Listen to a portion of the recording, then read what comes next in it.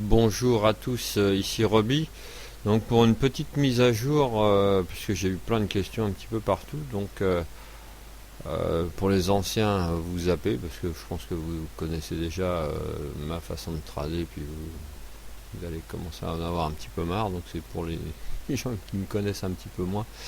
Donc je vais essayer d'être précis, concis, d'après les questions qu'on va poser. Donc on va le faire le Forex en premier, et après sur le DAX, voire Lucas 100, donc sur les indices. Alors, la première chose que je fais déjà en arrivant le matin, généralement vers 7h30, 8h moins le quart, une fois que j'ai terminé ma petite gymnastique perso, parce que, encore une fois, il faut être en forme physiquement, il ne faut pas arriver pas réveillé, voilà. Donc, soyez pour une bonne douche avant, et soyez prêts mentalement, mais aussi physiquement, c'est important. Je compte sur vous pour cela. La première chose que je fais le matin, bah tiens, des fois, je vais avoir, donc j'ai mes graphes 5 minutes. Alors, voilà, là évidemment, à cette heure-ci, ça fait fouillis, mais je vous montrerai après. Et puis j'ai le 1 minute à gauche et le 5 minutes à droite. Alors, petite précision, dans toutes mes vidéos, il y a toujours un décalage entre ma souris qui va se balader et le son. Ça, j'ai pas réussi encore à mettre ça bien au point. Donc, vous m'excuserez, je vais essayer de pas trop bouger la souris, plutôt vous l'expliquer par des mots. J'ai mon graphe 5 minutes, mon graphe 1 minute, vous avez vu de l'autre côté, affiché en attendant. Et en attendant, je vais voir, voilà, avec cette petite Moving Average Dashboard. Alors, pourquoi? Parce que j'ai pas réussi à le mettre avec autre chose, d'autres indicateurs. Ça, c'était Adrien qui nous avait donné ça. C'est des croisements ça, c'est basé sur les moyennes mobiles, hein. Donc là, j'ai mis 7, 12, 36. Voilà, après, chacun met les, les moyennes qu'il veut et qui lui parlent.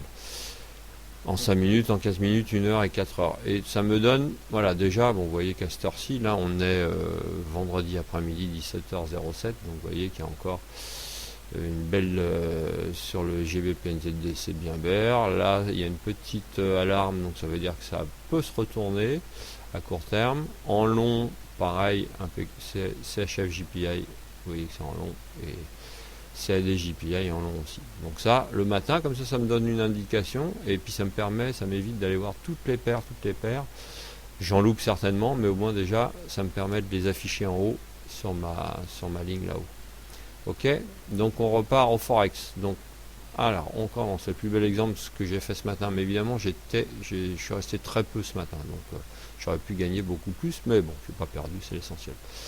Donc les bandes de Bollinger, je répète, après on peut ne mettre qu'un seul du 15 minutes, hein, c'est du 15 minutes, on ne peut mettre que cette frame, hein. Moi je mets les autres frames tout simplement parce que j'ai la flemme de bouger 15 minutes, d'aller voir toutes les frames. Alors je les ai pas toutes, mais j'ai du 15 minutes, du 1 heure, du H4 et du H8. Ça c'est tout à fait perso. J'ai quelques indicateurs en bas, donc je me sers un petit peu, c'est pas ce qui va me déterminer. Le RSI, j'aime bien, mais surtout par rapport à la ligne du milieu, par rapport aux 50. Les WOW, c'est pareil, je m'en sers, disons, pour une vue générale. Si je vois c'est dans le même sens, c'est bien.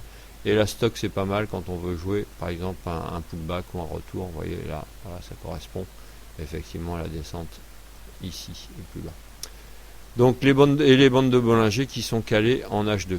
Alors encore une fois, j'ai pas de réponse mathématique ni concrète pourquoi 15 minutes H2 ça fonctionne bien. J'ai trouvé ça il y a maintenant quelques années sur le câble. Je ne dis pas que ça marche sur toutes les paires, mais bon, sur certaines paires c'est pas mal. Et les paires en JPI, vous me direz en ce moment, elles sont relativement faciles à trader puisque c'est tout droit vers le haut, vers le haut, vers le haut. Mais ça permet en scalp de le prendre au bon moment. Donc, soyons précis, deux façons de faire avec cette technique.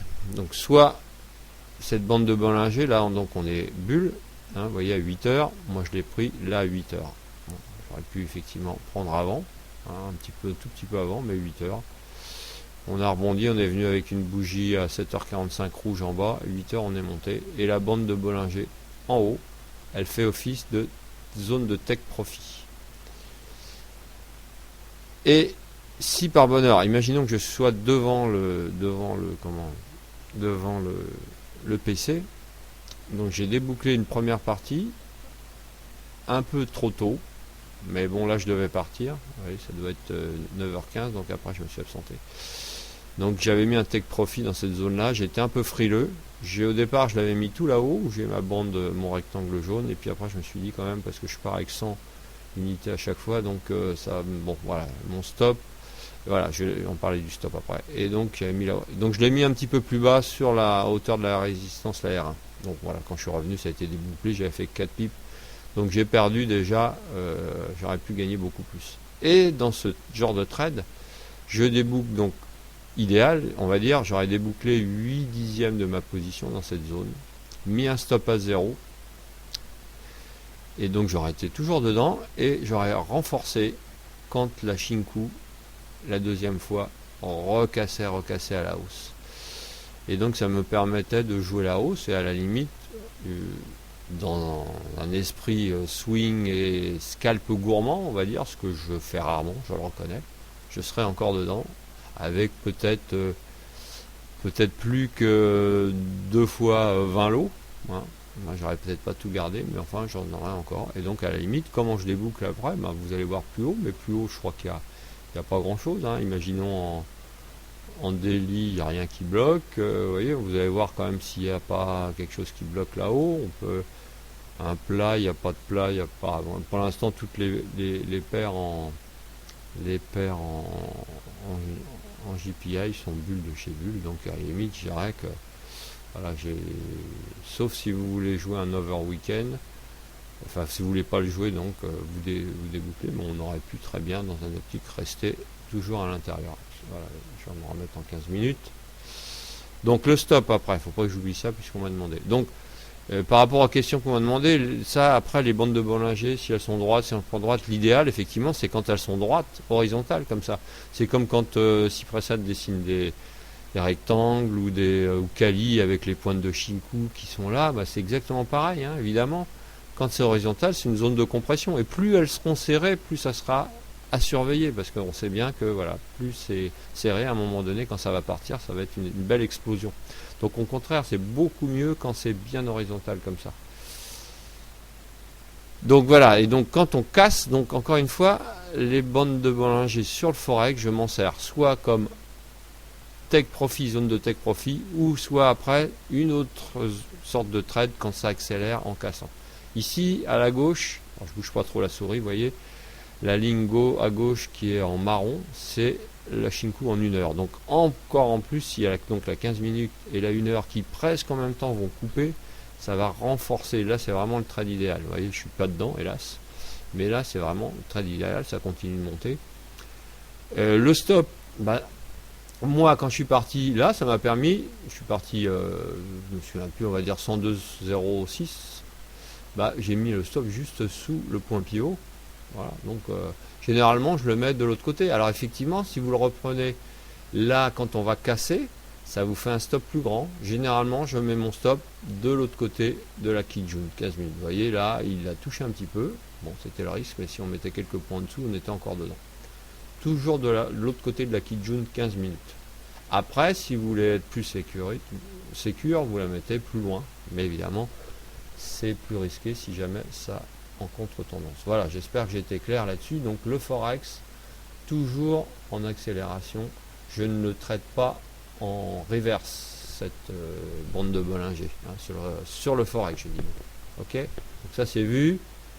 Voilà, et donc après vous mettez soit un stop 0 sur la position qui vous reste, sur les 20 lots, mais ne débouclez pas tout. Après ça pourrait être la moitié, vous gardez.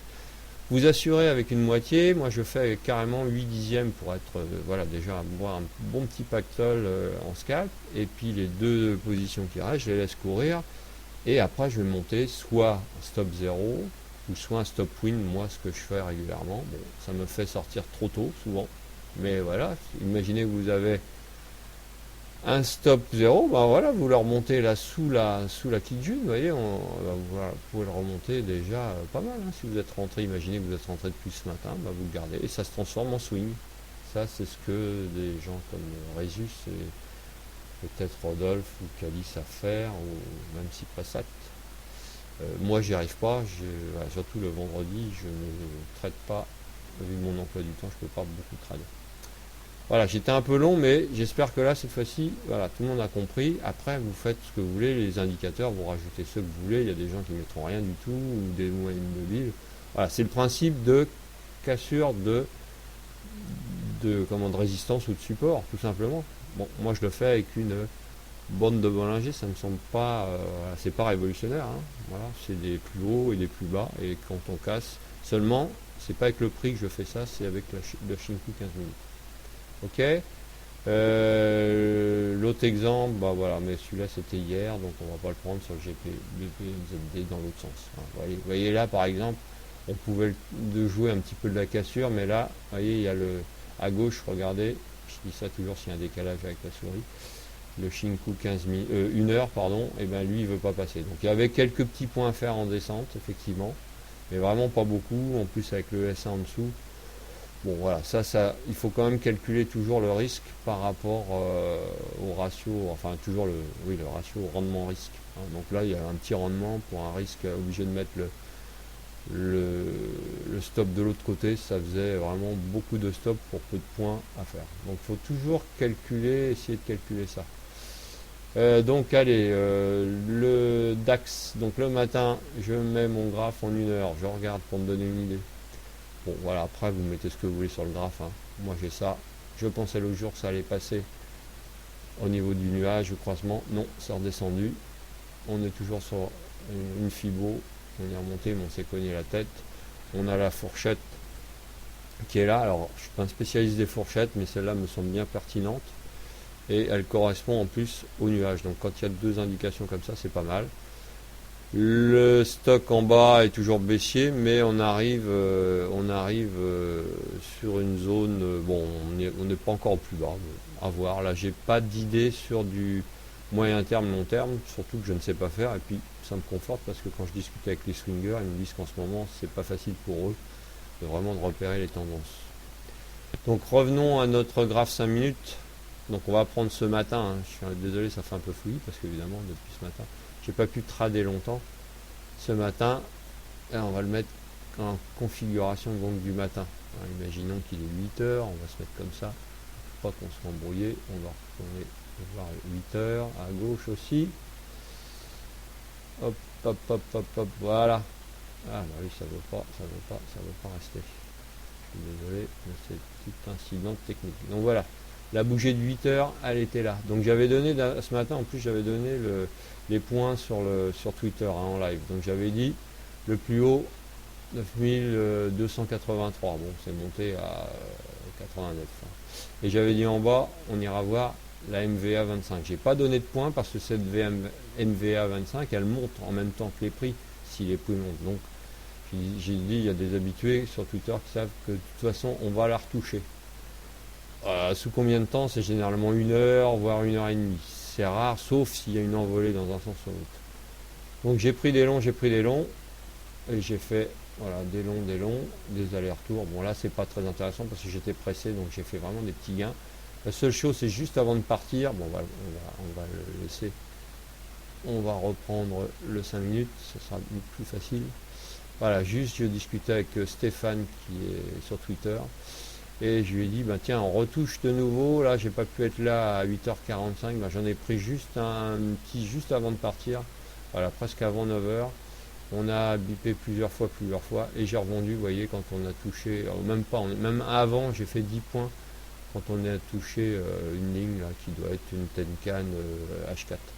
Mais effectivement, après, j'ai vu son tweet après, j'étais parti. Vous voyez qu'on a donc touché la MVA 25, donc de 8h à 9h10, si vous êtes dedans, et ben voilà, il suffit de prendre des lots importants. Je sais bien qu'il faut avoir du levier. Vous avez repéré votre zone de trade, c'est ça qui est important, pendant 1 heure. 1 heure, et puis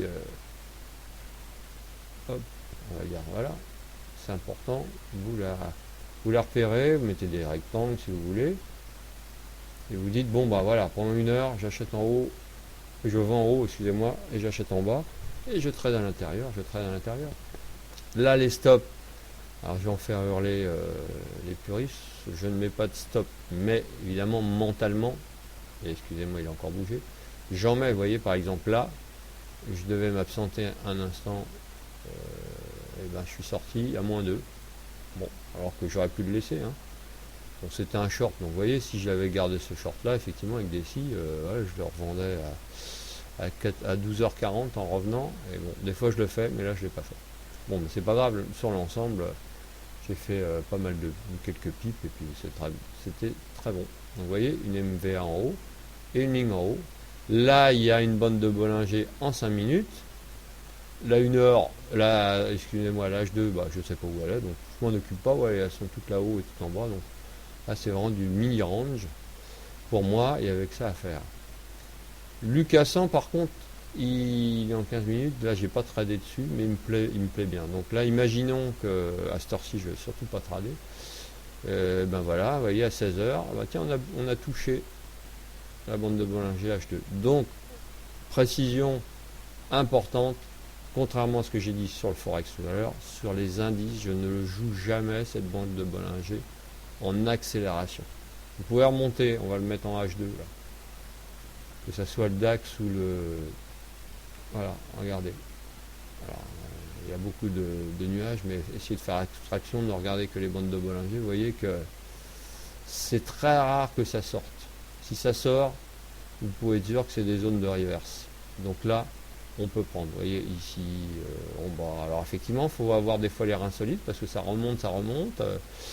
Donc il faut avoir des stops larges ou le manteau de tenir le coup. Mais voilà, moi, après je vous dis ça, hein, voilà, c'est juste ma façon de faire.